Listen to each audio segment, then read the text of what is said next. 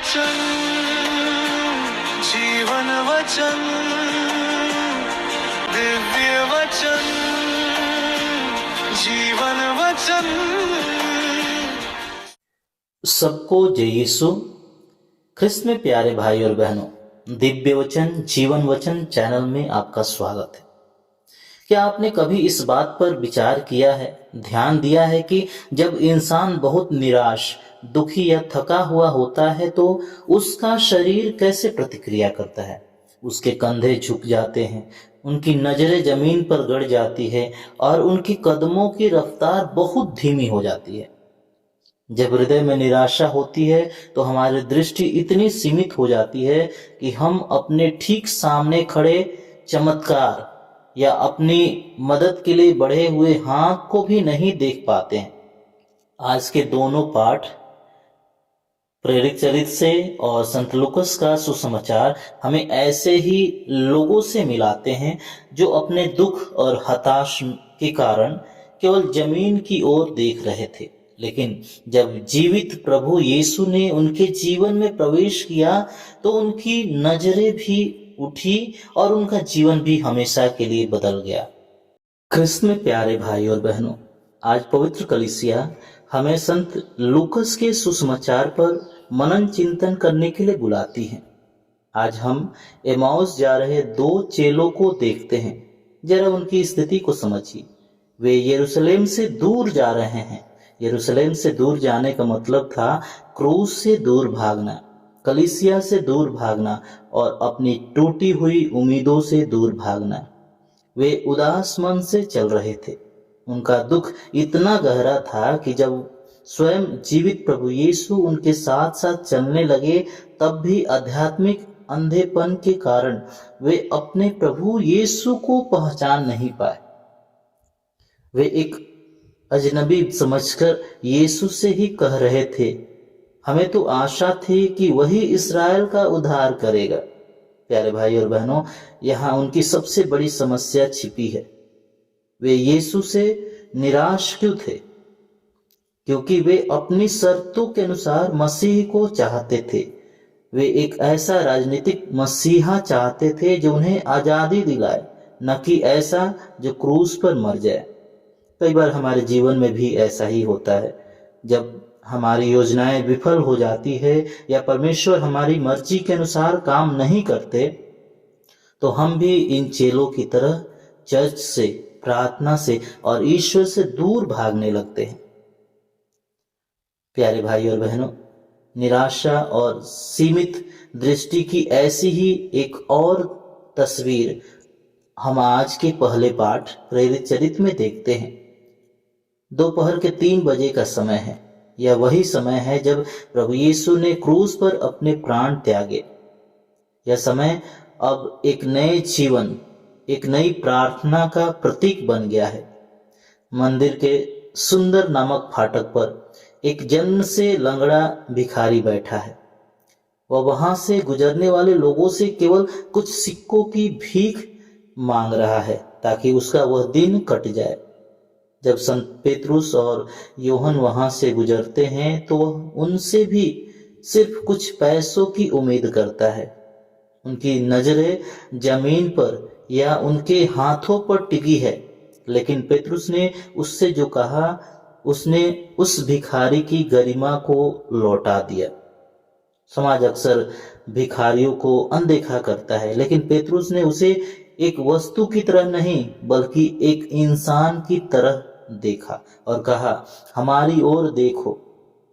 पेतरुस उसे चंद सिक्के देकर उसकी उस दिन की जरूरत पूरी कर सकता था, लेकिन पेतरुस ने कहा, सोना और चांदी तो मेरे पास नहीं है, क्योंकि कलीसिया की असली संपत्ति भौतिक धन नहीं है। पेतरुस ने उसे एक स्थायी ईश्वरीय समाधान दिया, ईसा मसीह नाजरी के नाम पर चलो। यह केवल एक शारीरिक चंगाई नहीं थी, यह नबी ईसायास की उस भविष्यवाणी का पूरा होना था कि लंगड़ा हिरनी की तरह उछलेगा।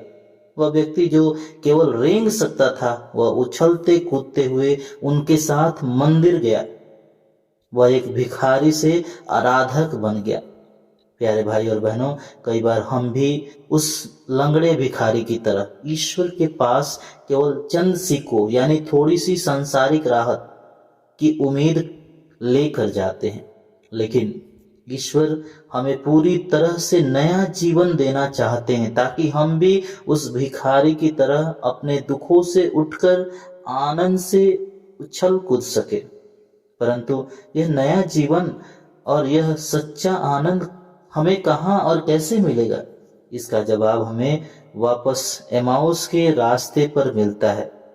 उस भिखारी का शरीर तो चंगा हो गया था, लेकिन एमाउस के उन चेलों को हृदय की चंगाई की जरूरत थी, क्योंकि वे भीतर से पूरी तरह टूट चुके थे। तो फिर उन निराश चेलों को वह नया जीवन कैसे मिला? उनकी आंखें आखिरकार कब खुली?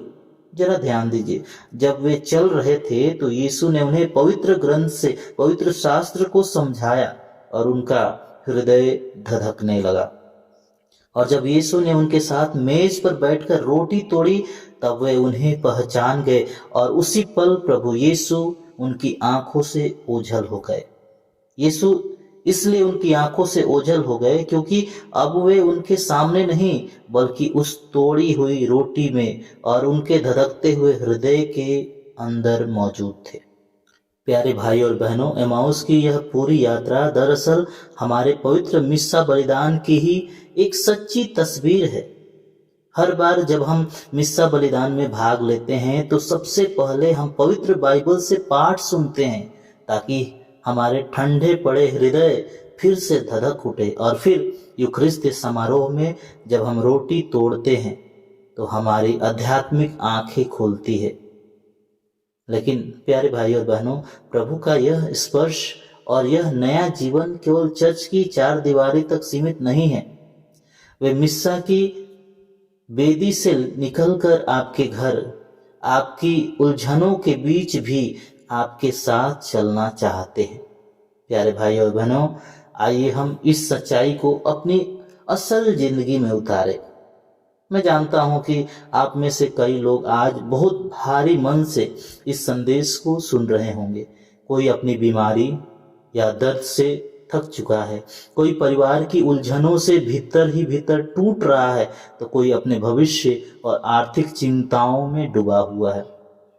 उस लंगड़े व्यक्ति या एमाउस के चेले की तरह जब हम दुख में होते हैं तो हमारी नजरें केवल अपनी परेशानियों पर टिक जाती है, हमारे कंधे झुक जाते हैं और हम बस यही सोचते हैं, ईश्वर बस थोड़ी सी मदद कर दे ताकि किसी तरह यह दिन कट जाए। लेकिन प्यारे भाई और बहनों, पास्का की सबसे खूबसूरत हकीकत यह है कि जीवित मसीह आपको केवल चंद सिक्के या पल भर की राहत नहीं देना चाहते। जब आप अपनी चिंताओं में डूबकर किसी खाली और अंधेरे रास्ते पर चल रहे होते हैं, तब भी आपका प्रभु, हमारा प्रभु ठीक हमारे बगल में चल रहा होता है। हो सकता है आप इस वक्त अपने कमरे में अकेले बैठकर यह वीडियो देख रहे हैं या सुन रहे हों, लेकिन विश्वास कीजिए आप सच में अकेले नहीं हैं। इसलिए आज आप जहां भी हैं, जिस भी हाल में हैं, अपनी उस सारी हताशा, अपने आशाओं और अपनी उन अनकही चिंताओं को वही प्रभु के हाथों में सौंप दीजिए। वे आज बहुत ही प्रेम से आपसे कह रहे हैं, मेरी ओर देखो। अपनी झुकी हुई नजरें उठाइए और इस बात का भरोसा रखिए कि हमारा प्रभु जीवित है। हमारे दुखों में हमको कभी अकेला नहीं छोड़ेगा।